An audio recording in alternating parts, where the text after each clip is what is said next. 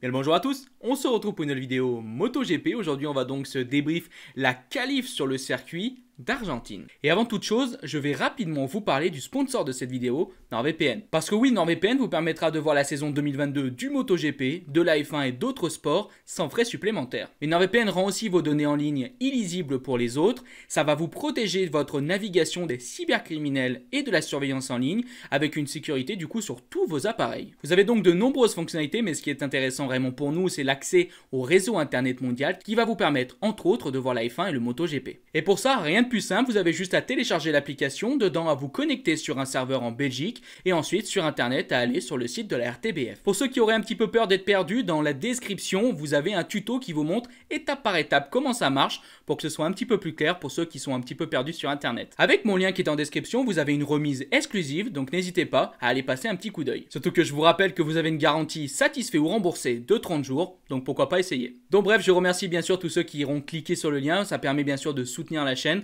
Un grand merci à vous tous et merci donc à NordVPN d'avoir sponsorisé cette vidéo. Allez, on part donc maintenant pour notre débrief.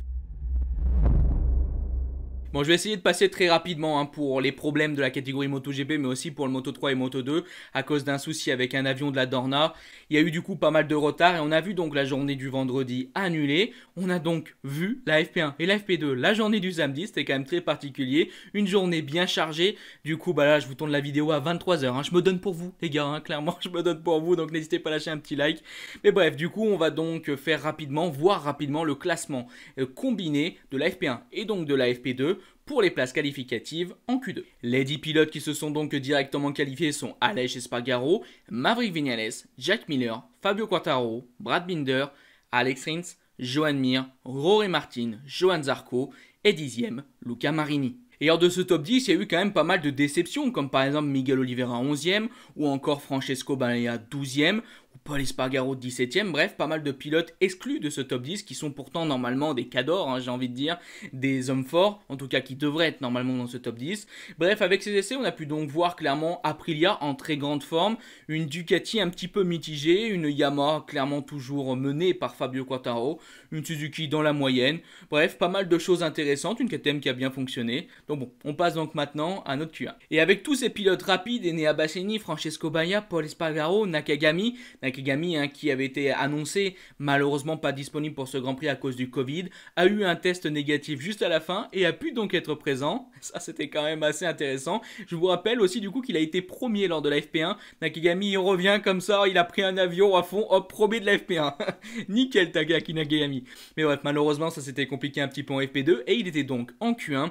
En tout cas, les deux pilotes qui sont arrivés à passer pour la Q2, c'est donc Pol Espargaro premier avec un très très beau chrono, 1:38.501. Et c'est donc bien le pilote japonais une nouvelle fois qui arrive à faire une belle performance en se qualifiant deuxième. Takaaki Nakagami passe aussi en Q2. Et lors de cette Q1, il y a eu des déçus, clairement, avec Francesco Bagnaia 4e, Enea Bassini 3e, ou encore Miguel Oliveira 6e. Malheureusement, comme d'habitude, tout le monde ne peut pas aller en Q2. Comme d'habitude, pour cette Q2, on va donc remonter de la 12e position jusqu'au poleman. Et 12e, c'est le pilote KTM Brad Binder, une KTM qui était vraiment surperformante, en tout cas lors de la FP1 et de la FP2, une KTM qui a montré de très belles choses et dont j'attendais un petit peu mieux. Maintenant, bon, 12e, c'est pas la mort, c'est pas la fin du monde, clairement, pour notre cher Brad Binder. Mais c'est vrai que j'imaginais quand même de meilleures performances. Maintenant, bon, il est 12e. À voir pour la suite. 11e, petite déception, une nouvelle fois de cette Q2, il a fait une très lourde chute, mais il a pu repartir, c'est Jack Miller. Un Jack Miller qui malheureusement a bloqué Fabio Quartararo, ça m'a fait un petit peu sourire lors du live. Voilà, parce que Jack Miller, c'est pas le dernier, clairement, pour critiquer les agissements des autres pilotes. Cette fois-ci, il était du mauvais côté, et il a bloqué malheureusement Fabio Quartararo.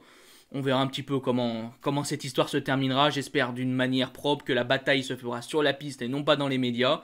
Mais bref, du coup, un Jack Miller, lui aussi décevant. On a pu voir quand même, il faut bien le dire, des Ducati 2022 en tout cas, assez en difficulté. Francesco Bagnaia est en Q1, Jack Miller il est 11e, donc j'ai envie de dire qu'il est devant son coéquipier. Mais ouais, un Jack Miller, pas en forme, clairement, une Bugatti 2022 pas en forme. un peu dommage. Et 10e, c'est notre cher Takayaki Nakagami. Ah bah quel comeback hein, quand même. Il était annoncé pas là, finalement il arrive, il fait premier lors de la FP1, il arrive à se qualifier en Q2 en passant par la Q1. Bon bah voilà, c'est quand même du beau boulot fait par Nakagami. 10e, bravo à lui. Et 9e, c'est notre pilote français Johan Zarco qui a aidé beaucoup de pilotes. Hein. Alors il a aidé Rory Martin, il a aidé aussi un autre pilote Ducati, mais malheureusement bah, il s'est pas trop aidé lui-même.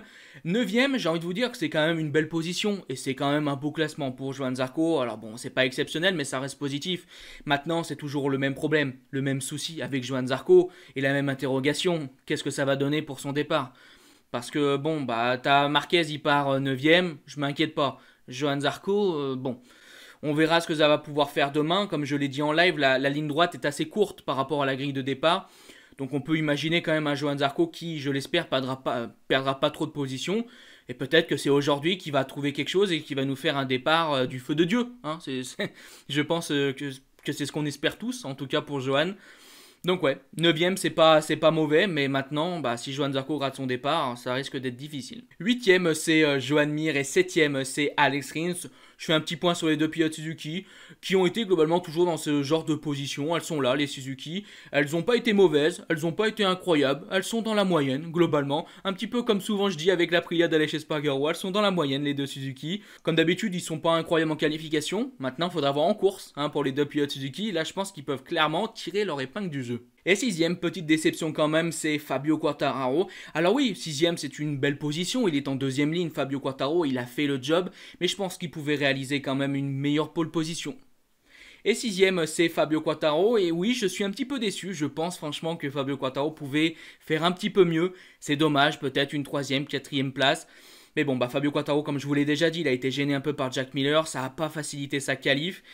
Et il en manque un petit peu pour notre cher Fabio Quartararo. Alors maintenant, une nouvelle fois, je le répète, c'est une super position, 6ème, c'est très bien. Mais le problème, c'est que demain, si jamais il ne dépasse pas trop sur le départ, eh ben, il va se retrouver avec des pilotes à côté de lui qui ont des moteurs plus puissants que lui. Et on commence à la connaître, hein, la rengaine, le pneu avant qui chauffe, il y a des problèmes pour Fabio, il n'arrive pas à dépasser parce qu'il n'a pas de moteur. Donc voilà, 6ème c'est en même temps positif mais un petit peu inquiétant, c'est à vrai dire à peu près la même chose hein, que pour l'autre pilote français Johan Zarco.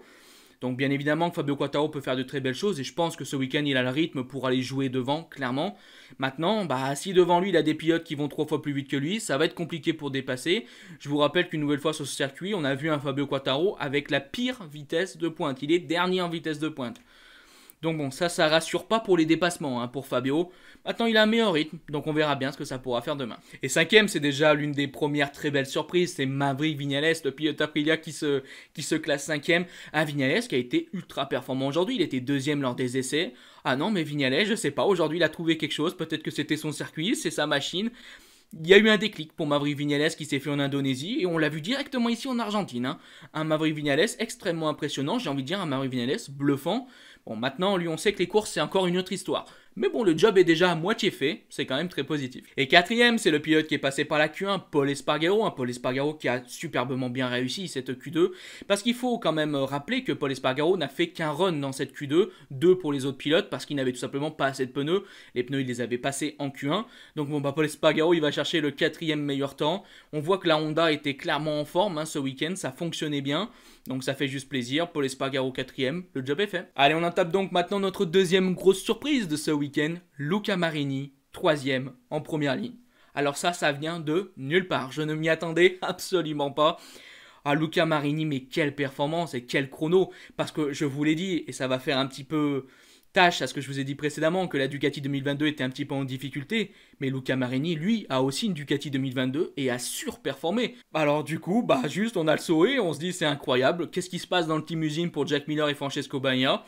Parce que bah il y a d'autres pilotes avec la 2022 qui eux sont en train de réaliser de superbes choses. Bah ça fait juste plaisir de voir Luca Marini en première ligne, et qu'est-ce que j'espère que demain il va faire aussi une belle course. Vous vous rendez compte, il y a quand même pas mal de pilotes qui peuvent faire vraiment des choses exceptionnelles demain. Je m'attends vraiment à un week-end de Grand Prix, à une course de MotoGP avec vraiment des pilotes inédits. J'ai envie de rêver parce que vous allez voir devant, il y a encore d'autres pilotes clairement qui pourraient nous faire crier demain. Alors là, c'est vrai, moi une surprise, c'est deuxième Rory Martin. Rory Martin qui comme d'habitude est extrêmement performant lors des qualifications et lui aussi avait une Ducati 2022. En tout cas, Rory Martin a très très bien roulé. Il va chercher le deuxième temps, on n'est pas étonné. Et surtout demain. Demain, Rory Martin qui a fait 2 chutes lors de ses 2 précédentes courses, je pense qu'il va avoir à cœur de montrer qu'il est rapide, qu'il est capable d'être devant Jack Miller, qu'il mérite sa place chez Ducati Usine pour 2023. Donc je pense franchement qu'on va avoir demain un Rory Martin déchaîné. Et premier, c'est historique, c'est enfin arrivé. Pole position d'une Aprilia, première pole position de Aleix Espargaro sur cette Aprilia, qu'est-ce que ça fait plaisir. Enfin, une magnifique pole position, et l'Aprilia, il faut le dire, aujourd'hui elle était la plus forte. Une Aprilia, mais en démonstration, puis alors un Aleix Espargaro qui a survolé.